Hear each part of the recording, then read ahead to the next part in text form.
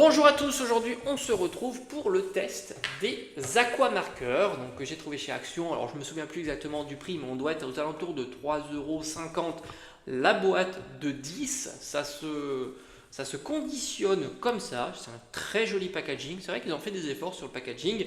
Donc tu as 10 aquamarqueurs.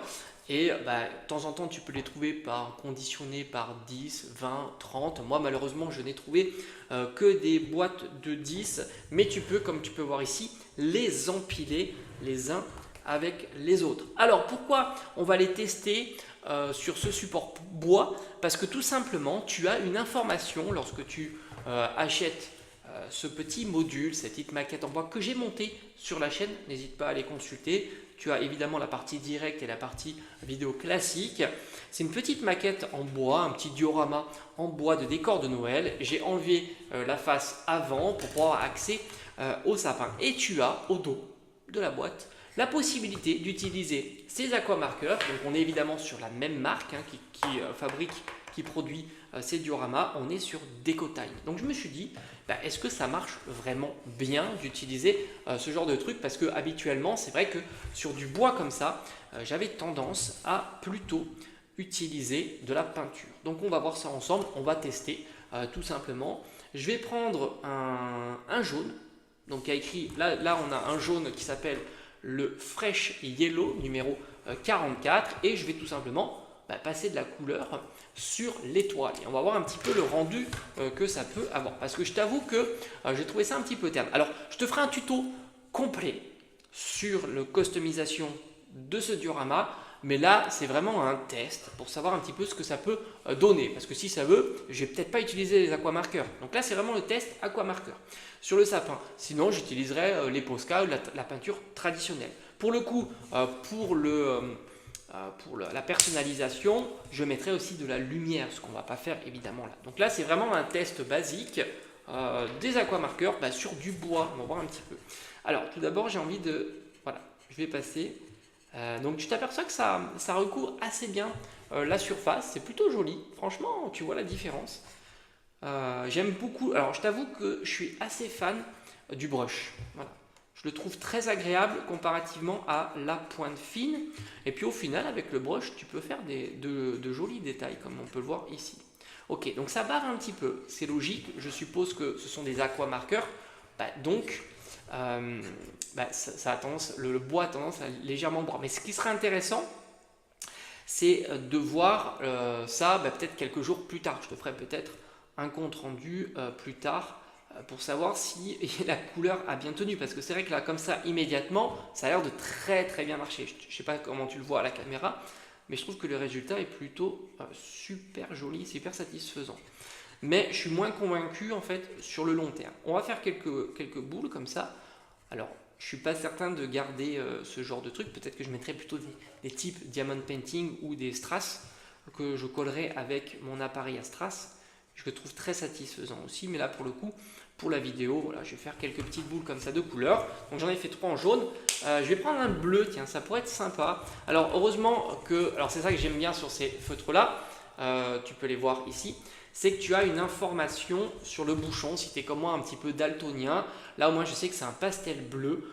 Ça m'ira très bien. En plus tu as le numéro, donc ça c'est plutôt cool et c'est assez fidèle, parce que c'est vrai que sur certains feutres, spécialement des feutres à alcool, on a tendance à avoir une couleur qui n'est pas si... Ah, le bleu est magnifique. Qui n'est pas si fidèle comparativement à la couleur réelle par rapport au bouchon. Voilà. Donc ça, c'est plutôt intéressant. Donc voilà, je vais faire comme ça. On va faire attention. Alors les nervures du bois, j'ai l'impression que ça peut partir un petit peu sur les côtés. Je cache tout ça, c'est joli. Maintenant, où j'ai un petit peu peur, je te cache pas, c'est sur la tenue long terme. Voilà, on a fait quelques boules bleues et je vais faire du rouge maintenant. Alors le rouge, j'aurais préféré, alors voilà, ce qu'ils font souvent, malheureusement, c'est qu'ils mettent des... voilà, ça, moi j'aurais préféré écrire rouge, mais je pense que ça c'est rouge. Voilà. Je pense qu'on est bon. Bon, évidemment, ça se déboîte sur le côté, c'est logique, hein, j'ai rien collé de cette boîte. Oui, c'est pas mal. Ok, c'est peut-être pas le rouge que je voulais, mais au final ça va. J'espère que c'est du rouge.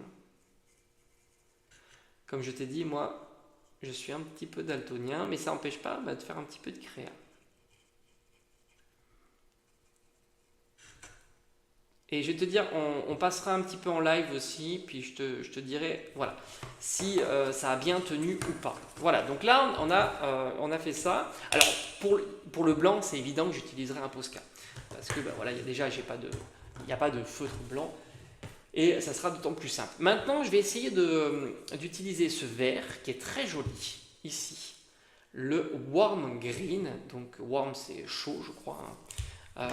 Pour voir un petit peu ce que ça donne sur notre sapin, par exemple ici près de l'étoile. Alors, je suis pas sûr, je sais pas, hein, si je vais. Bon, après je peux. Faut faire des touches, hein, quand même, hein. Parce que je pense qu'il y a un petit peu de diffusion malgré tout, ce qui est logique, hein. On est sur une surface de bois, donc c'est logique. C'est plutôt joli, hein. Ouais, ça rend très très bien.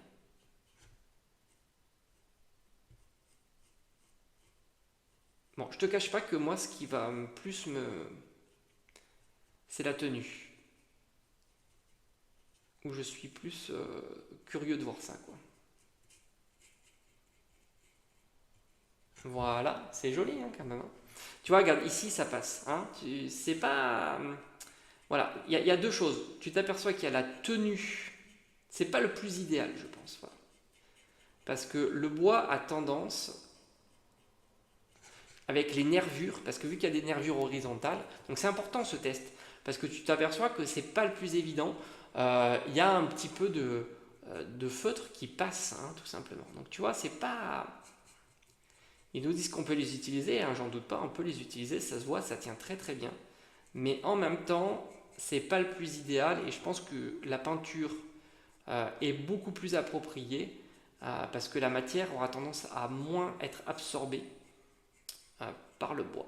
Voilà. Donc je suis quand même assez mitigé au final.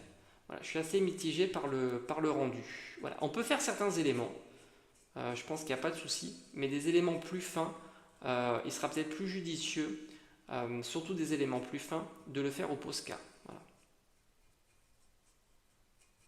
Voilà. Donc on va s'arrêter là. Après, je pourrais évidemment faire les liaisons qu'il y a entre le bois, mais bon, tu le vois, c'est pas idéal. Voilà. Oh, soyons honnêtes, on peut l'utiliser, mais tu as énormément d'endroits où ça bave parce que le bois avec les nervures horizontales a tendance à absorber et donc à diffuser la couleur dans des endroits où tu n'as pas envie, hein, tu n'as pas spécialement envie. Donc au final, je pense qu'on les utilisera uniquement, mais uniquement sur des surfaces unies. Par exemple, on peut imaginer recouvrir le fond, par exemple ici, tu aperçois qu'il y a un fond, prendre par exemple un bleu très sombre pour faire la nuit, donc c'est un fond uni ou à la limite dégradé, donc ça ne dérange pas s'il y a un petit peu de diffusion, et après rajouter des éléments au Posca, en doré par exemple pour faire les étoiles, les choses comme ça. Mais d'ailleurs tu le vois ici, ça a complètement diffusé, donc c'est intéressant parce qu'au final vraiment, moi je le déconseille, hein, je le déconseille sur les éléments très fins. Tu aperçois que le bleu a diffusé ici, le vert a diffusé, donc voilà, bilan, il n'est pas positif, hein, évidemment. Tu dois plutôt utiliser ces feutres-là, si tu veux l'utiliser sur du bois, uniquement sur des surfaces pleines qui ne nécessitent pas des jonctions. Typiquement, le fond, ça ne va pas me poser de problème. Voilà, bref, j'espère que ça t'a plu et on se dit à très vite sur la chaîne.